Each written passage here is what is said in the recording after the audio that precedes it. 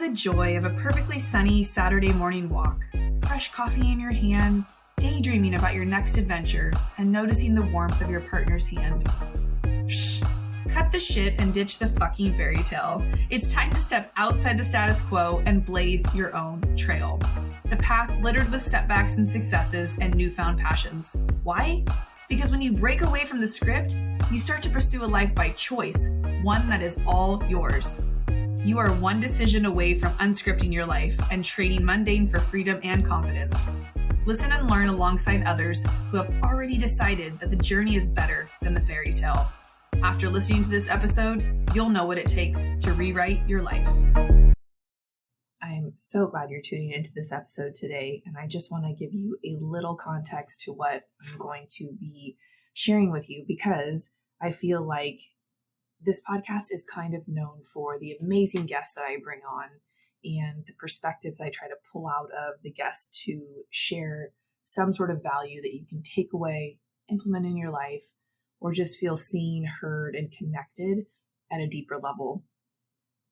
I literally was woken up this morning at 4 a.m., which isn't super early for me, but I usually wake up with a clear mind. I'm excited for the day, and I'm ready to do my normal journaling and morning time. You guys see me on social. I post about that often, and that's just my quiet time. But I have been in deep resistance around allowing myself to write from my heart for this podcast. So the book came out a few months ago, Come As You Are, The Art of Unbecoming Who They Told You to Be. And in that book, I do share a little bit about what I want to share with you today on a deeper level, in hopes of you understanding that we get to rewrite our life at any point, whether it's tomorrow, today, you getting to the end of this podcast and deciding that you want to make some changes. That is our prerogative. That's what we get to do.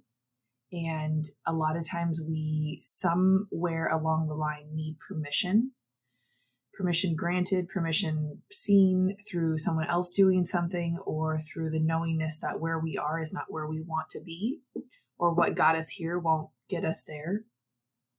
So I allowed myself to come in my office and sit down and write.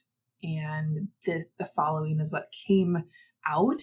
It's been on my heart to share for some time, but I've kept the podcast more focused on business relations and networking, and really just trying to bring you outside perspectives that aren't me. And I've seen other people do this when, for example, they've hosted something and they bring on 5, 6, 7, 8, 10 guest speakers, and you don't really see the main person you're there to see. And I kind of thought that's what a platform like podcasting was for. It wasn't a place for me to share my true story and for you to really get to know me. I think if you've been listening to the show for a while, there are times where I do open up and I do share a lot, and I'll connect with guests when I feel permission has been granted through their stories, if that makes sense. And while I am here to encourage you to take your shot, to go for the things that are on your heart, to listen to that inner knowingness, I feel like I've done myself and maybe the podcast a disservice by not allowing you to get inside what's really going on and where all of this really comes from. So this podcast episode is a year in review. A year in review for me over the last year or so, and my perspective and thought on some things that I think might give you some clarity around where you're at, how you got there, and I just wanted to share with you today. So the main topic that came to me was, how long does it take to get to know yourself? What experiences do we have to go through in order to truly know who we are? This past year has taught me so many lessons, and I literally woke up, like I said this morning, and I knew I had to do an episode on this. It literally woke me up. The part about sharing my truth, letting you all in on my real life, letting this podcast be a platform I actually get to share on. Because you see, it's easy, I guess easier, to bring on guests and share their perspective and wisdom because they are not me. The guests, they were and still are my way of learning, connecting, and seeking the answers, the connection we all crave, and the connection for me really so it would all make sense. And making my life make sense is all I've ever searched for. The answers to all my questions. Isn't that what we're all seeking? A deeper sense of purpose and meaning. Knowing where to start is hard, confusing even, because we're curious. We're curious creatures by nature, and the number one thing that kids say is why and no. Somewhere along the line, we're taught to stop asking questions and say yes, to appease our parents, our teachers, our schoolmates, I don't know, to be more agreeable, so we will be more likable. And instead of saying no to what doesn't feel good, because we've always had that inner knowingness, that strong intuition, we are taught to say yes and not ask questions. Asking why somehow became rude. It showed that what really we should be, it should be a normal response, right? When someone does or says something we don't understand or agree with. Not getting clarification, asking why, can create so many problems and issues. It's what plagues our relationships. First, we're meant to fully understand ourselves and not ask why. And then we're meant to fully understand our partners, best friends, family, children, and not ask why? How does this help us get closer to them, to ourselves even? There have been countless times I've wanted to ask why or say no. But for some deeper reason, I didn't. And because of that, it's led me down many paths I know were not for me. I'm sure you can relate to that. And the few times I did say no and go my own way were out of stubbornness because I didn't ask why. I didn't ask why someone suggested that or wanted me to learn that thing. A deeper level of understanding yourself starts with why. Looking at your patterns, your conditioned thoughts and beliefs, where did they come from? Why are they what they are? When you can understand your need to prove your worth time and time again, it can help you detach from the proving and open yourself up to the why. Why are you doing what you're doing? And in the way you're doing it? Who are you trying to prove something to? If it's not truly for yourself, I promise it won't have as much meaning when you get it or get there.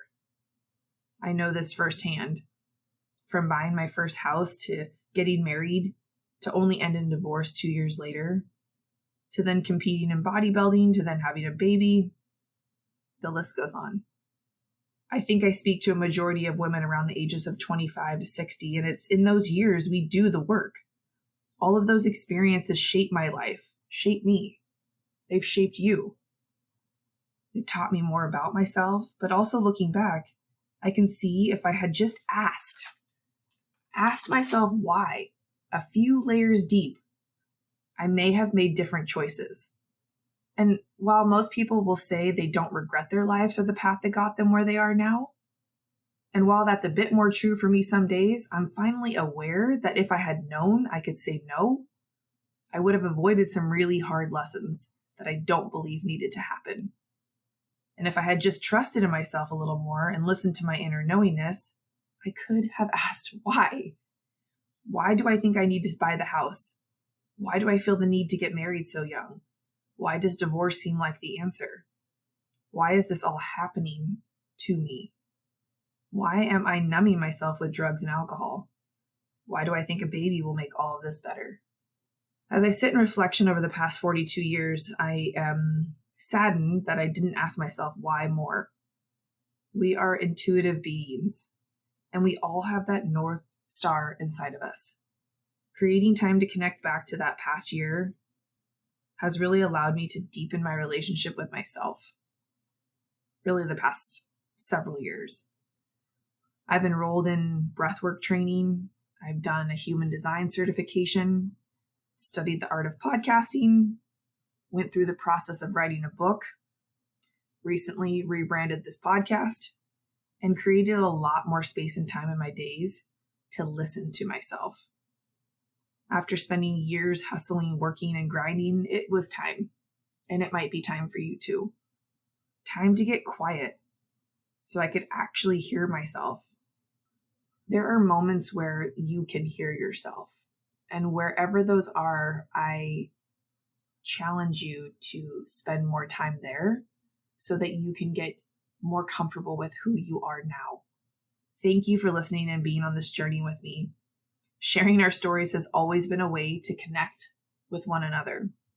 And I hope you find your truth and power in these episodes, because my sole purpose for this show is that you never feel alone in your journey.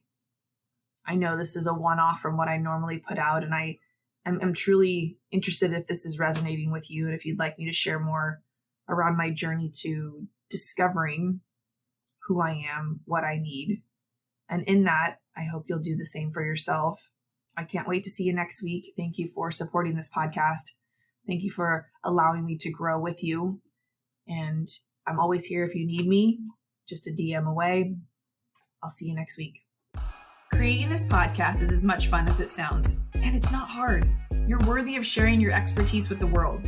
So I've broken it down so you can start your own damn podcast in 4 weeks or less. Head to the link in the show notes to start now.